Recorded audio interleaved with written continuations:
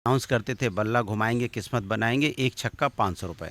अधिकारियों से सरकार चला रहे हैं तो फिर यही होगा जो हो रहा है, सामने दिखाई पड़ रहा है। रेलवे गिनाने लगते हैं, मेट्रो गिनाने लगते हैं, समाजवादी पेंशन गिनाने लगेंगे, बेरोजगारी भत्ता गिनाने लगेंगे। अब बलात्कार जिस तरह से बढ़ा है उत्तर प्रदेश के अंदर में, उत्तर प्रदेश महिलाओं के अत्याचार में नंबर 1 हो गया है।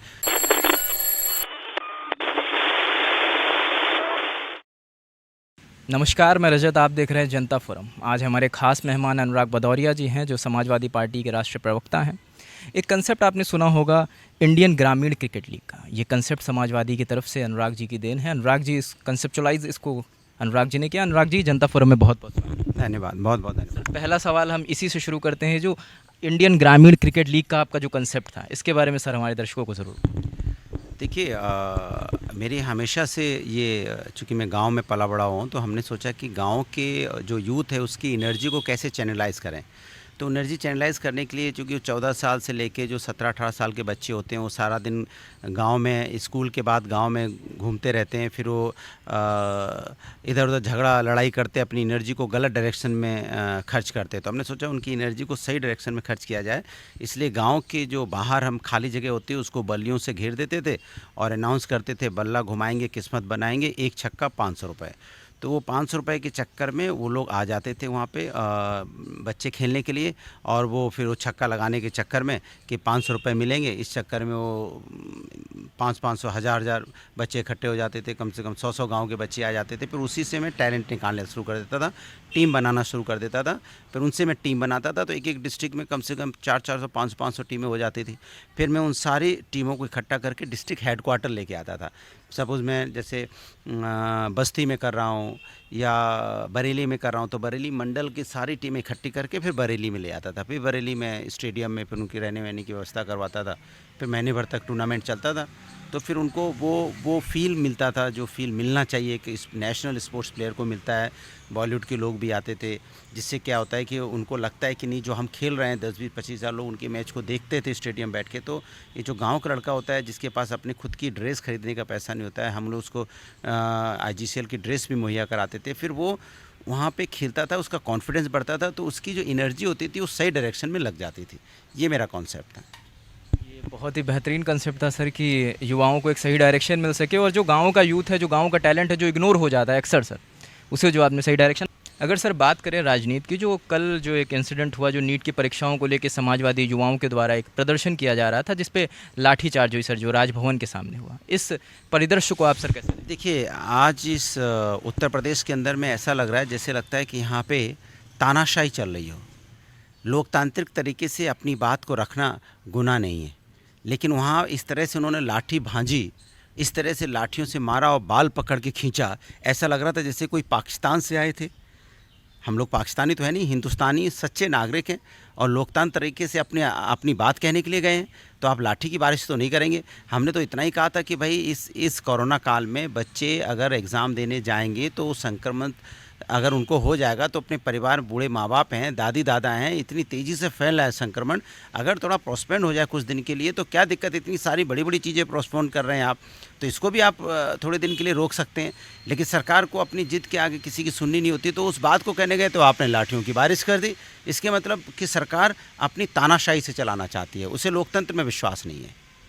सर एक इंसिडेंट अभी कुछ 10-15 दिन 12 दिन पहले का है, संजीत यादव वाला जो केस कानपुर में हुआ सर, उसका उनके परिजन से बात हुई थी अखिलेश जी की, वो मिलने आ रहे थे लखनऊ, मगर जहाँ तक मेरी जानकारी शायद कानपुर आउटर पे ही उन्हें रोक लिया गया। इस परिदृश्य को सर देखिए, कमाल है भाई। आप बताइए, कोई किसी से मिलने जाएगा तो आप रोक लेंगे? तानाशाही नहीं। तो यही तो मैं कह रहा था, मैंने आप देश के संविधान का और लोकतंत्र का अपमान कर रहे हैं। कोई किसी से मिल सकता है, इसके मतलब आप डरे हुए हैं, आपके बस में नहीं है चलाना प्रदेश।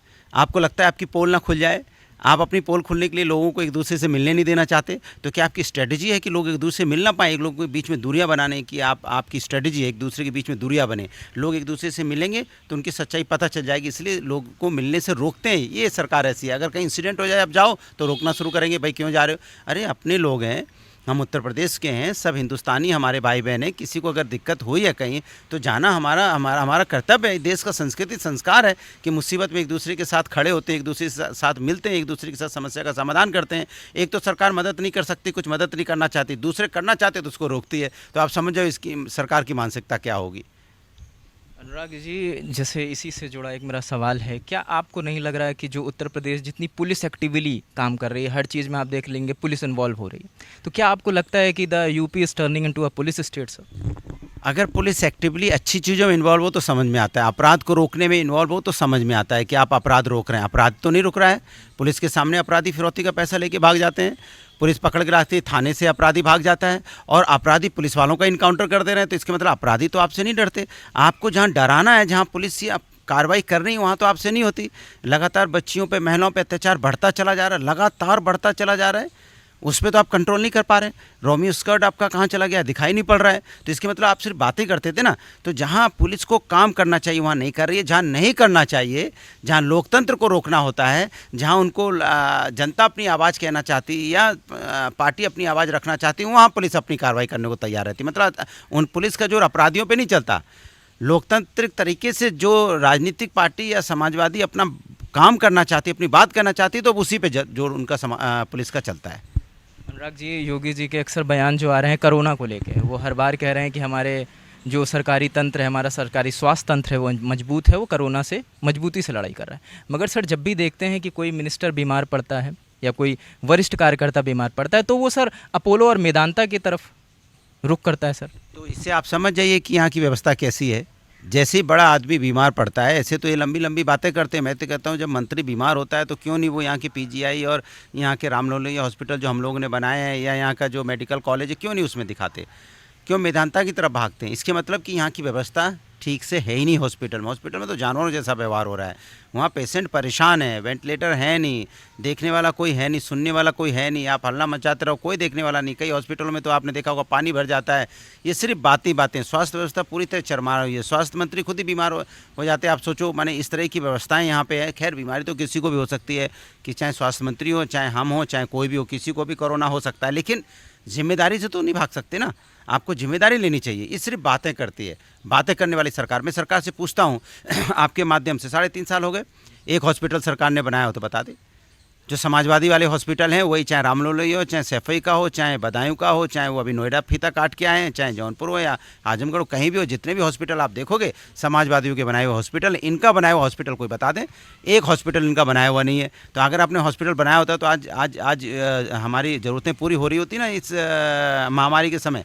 लेकिन आपने हॉस्पिटल तो कोई बनाया नहीं। इसी तरह ना इन्होंने कोई स्टेडियम बनाया, ना इन्होंने कोई यूनिवर्सिटी बनाई, इन्होंने किस सेक्टर में काम किया, ना इन्होंने कोई रोड बनाई, ना इन्होंने गड्ढे दूर किए कि रोड पे जो गड्ढे थे, आखिर ना इन्होंने रोज़गार दिया, ना महंगाई कम की। तो कौन सा ऐसा काम किया जनता के लिए? जनता द्वारा, जनता के लिए चुनी हुई सरकार जनता का काम नहीं कर रही है, बाद बाकी सारे काम कर रही है। जाति धर्म के नाम पर देखो, अगर नफरत की बात करनी है तो भैया नंबर 1 है, इससे तो कोई पूछने वाली बात ही नहीं है। सर, एक विधायक हैं राधा मोहन सिंह जी, उनका बयान वायरल हो रहा है और अब जो आला कमान बीजेपी का है वहाँ से उनको नोटिस भी जारी करी गई है, जो उनका कहना है। सर, क्या लगता है सर, इस पार्टी के आंतरिक लोकतंत्र के बारे में आप क्या कहेंगे? देखिए, वहाँ लोकतंत्र है ही नहीं। मैंने तो पहले बोल दिया, सरकार तानाशाही चलाती है और सरकार के अंदर भी तानाशाही और पार्टी के अंदर भी तानाशाही। कोई कुछ कह नहीं सकता सरकार के खिलाफ और पार्टी के खिलाफ। जिन जिन विधायकों ने बोला है सबको नोटिसें मिली हैं और लगातार विधायक बोलते जा रहे हैं, बोल रहे हैं विधायक। ये अपनी व्यथा है। आपने फ़ोन की रिकॉर्डिंग सुनी होगी ना, तो चुपके से किसी भी विधायक से मिल लो तो पार्टी के बारे में ऐसा ही बोलता नजर आएगा। राधा मोहन सिंह की किसी ने रिकॉर्ड कर ली, बाद बाकी बोलते सब ऐसे ही हैं। सारे विधायक सांसद पार्टी के बारे में यही बोल रहे हैं। कुछ ने हिम्मत जुटाई है, हरदोई के सांसद ने जुटाई थी, हरदोई के विधायक ने जुटाई थी, कुछ लखनऊ के मोहनलाल के विधायक ने भी थोड़ा बहुत कुछ बोला था। तो बोल तो सभी रहे थोड़ा बहुत, लेकिन खुल के अगर अकेले मिल लो तो सब यही कह रहे हैं। तभी तो 200 विधायकों ने सरकार के खिलाफ धरना दिया विधानसभा के अंदर में। 200 विधायकों ने भ्रष्टाचार के खिलाफ धरना दिया था, अत्याचार के खिलाफ धरना दिया था। तो इसके मतलब सरकार के पार्टी और सरकार के विधायक अपनी ही सरकार के खिलाफ धरना दे रहे हैं। तो आप सोचो क्या रोष होगा विधायकों में, क्या रोष होगा जनता में। ये जनता की आवाज़ है, ये है लोकतंत्र की आवाज़। उसको दबाना चाहते हैं, ये अफसरशाही से सरकार चलाना चाहते हैं, क्योंकि उनको पता है अफसरशाही को कंट्रोल करना आसान है, उन्हें जनता से लेना देना नहीं है, उनके साथ तो बात बन जाएगी। लेकिन जो विधायक और सांसद होता है उसकी इसकी रिस्पॉन्सिबिलिटी जनता की होती है। तो हमेशा इस बात को चिंतित रहता है कि हमें जनता को जवाब देना है 5 साल बाद, इसीलिए वो सच बात बोलता है। उसकी सुनना नहीं चाहते, अधिकारियों से सरकार चला रहे हैं। तो फिर यही होगा जो हो रहा है, सामने दिखाई पड़ रहा है क्या हो रहा है। की ओर से कि लव जिहाद पे भी एक कानून लाने को कह रहे हैं, इसको आप कैसे देखते? देखिए, उत्तर प्रदेश के अंदर में लगातार महिलाओं पर अत्याचार बढ़ रहा है, अपराध बढ़ा है, बच्चियों के साथ अन्याय हो रहा है। तो मैं तो सरकार से ये कहूँगा, सरकार आपको जो कानून बनाना है बनाओ, लेकिन जो पहले से कानून है जिसकी वजह से आप जिस कानून का इस्तेमाल करके कम से कम पुलिस का इस्तेमाल कीजिए, बच्चियों पे अत्याचार तो रुके, महिलाओं पे अत्याचार तो रुके, कानून तो आप बनाते रहना। ये लगातार घटनाएं पे घटनाएं होती जा रही हैं, चाहे घटनाएं लखीमपुर खीरी की हो, चाहे घटनाएं मेरठ की हो, चाहे घटना हापुड़ की हो, चाहे घटना गाजियाबाद की हो, चाहे घटना गोरखपुर की हो, चाहे आजमगढ़ की हो। जिस तरह से बच्चियों पर अन्याय हो रहा है, इस पर कार्रवाई तो करो आप। अपराधियों का हाल ये है कि अपराध बेलगाम है उत्तर प्रदेश के अंदर में। अपराधी आपसे डर ही नहीं रहे, अपराधी तो पुलिस वालों के सामने ही अपना अपराध कर दे रहे हैं। वो पुलिस से कहाँ खौफ है? पुलिस का खौफ होता तो हत्या, चोरी, डकैती, लूट मार, अपहरण, बलात्कार जिस तरह से बढ़ा है उत्तर प्रदेश के अंदर में, उत्तर प्रदेश महिलाओं के अत्याचार में नंबर 1 हो गया है। तो पहले आपने रोमियो स्कर्ट बनाया था, कहाँ है रोमियो स्कर्ट? तो रोमियो स्कर्ट का इस्तेमाल कीजिए बच्चियों पर अन्याय रोकने के लिए सबसे पहले। उसके पहले आपने गाय माता पे भी बहुत कुछ बोला, शेल्टर होम बनाएंगे, उनका कानून बनाया आपने, तो कहाँ है गाय माता? तो आज भी रोड पे घूम रही हैं। इसके मतलब मैं तो कहना चाहता हूँ, महिलाओं की सुरक्षा के लिए जो कानून बनाना चाहते हैं आप बनाइए, लेकिन जो कानून है उसका इस्तेमाल कर कम से कम पहले ये अत्याचार तो रुकवाइए जो अत्याचार चल रहा है बच्चियों के ऊपर में। अभी अत्याचार को रुकवाएंगे तो ही जाके समाज के अंदर में शांति होगी। पहले अत्याचार रुकवाइए, कानून बनाते रहिए, अच्छा अच्छा कानून बनाइए। कोई कानून का विरोध नहीं करने वाला, ना कानून रोकने वाला। आप महिलाओं के सम्मान के लिए अच्छा कानून बनाइए, लेकिन जो रोमियो स्कर्ट आपने बनाया था उसका इस्तेमाल कहाँ है? जो पहले से कानून है उसका इस्तेमाल कीजिए, पुलिस आपके पास है उसका इस्तेमाल करके कम से कम ये अपराध तो रुकवाइए। इस पर सरकार कुछ बोलने को तैयार नहीं है। इसका सवाल पूछो तो भागती इधर उधर, कहते हम कानून बनाने जा रहे हैं। अरे कानून तो बनाओ, लेकिन जो पहले से उसको पकड़ो तो अपराधी को जेल में तो डालो।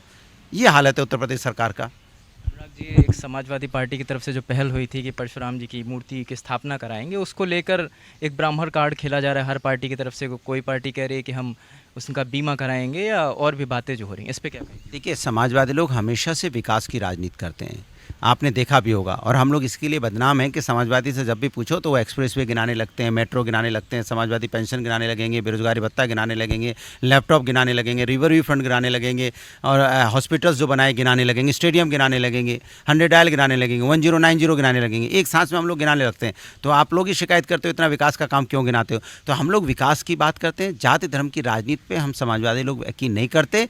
हमारे लिए हम राम को भी मानते हैं, रहीम को भी मानते हैं, कृष्ण को भी मानते हैं, हम बजरंगबली को भी मानते हैं, हम महादेव को भी मानते हैं, सारे भगवान को मानते हैं, और परशुराम भगवान को भी हम लोग मानते हैं। इसलिए हम कहते हैं कि परशुराम भगवान की समाजवादी के कार्यकर्ताओं ने बोला कि परशुराम भगवान की मूर्ति लगाएंगे, लगेगी, क्योंकि ये हमारे आस्था का विषय है। लेकिन भारतीय जनता पार्टी को राजनीतिक विषय नज़र आ रहा है परशुराम की, भगवान परशुराम के नाम पे। अरे भगवान परशुराम की कोई जात थोड़ी थी भाई, भगवान की कोई जात थोड़ी होती है। जात तो भगवान तो सभी के होते हैं, या श्री राम सबके हैं या किसके नहीं है? हर जाति के हैं श्री राम। इसी तरह परशुराम जी सबके हैं भाई। परशुराम जी की वाइफ जो थी, परशुराम जी की जो माँ थी वो क्षत्रिय थी, और परशुराम जी जब उन्होंने अपना जो चक्र था वो उन्होंने कृष्ण भगवान को दे दिया था, और जो अपना धनुष था वो अपना श्री राम जी को दे के चले गए थे। तो किस जात का मानोगे आप? ये भगवान की बात है। भगवान हमारा लिए, धर्म हमारे लिए आस्था का विषय है, और भारतीय जनता पार्टी के लिए राजनीतिक विषय है। हम आस्था को आस्था की जगह रखते हैं और विकास की राजनीति करते हैं। अब भारतीय जनता पार्टी को दिक्कत इसलिए हो रही है कि भारतीय जनता पार्टी एक ही राजनीति करती है धर्म की,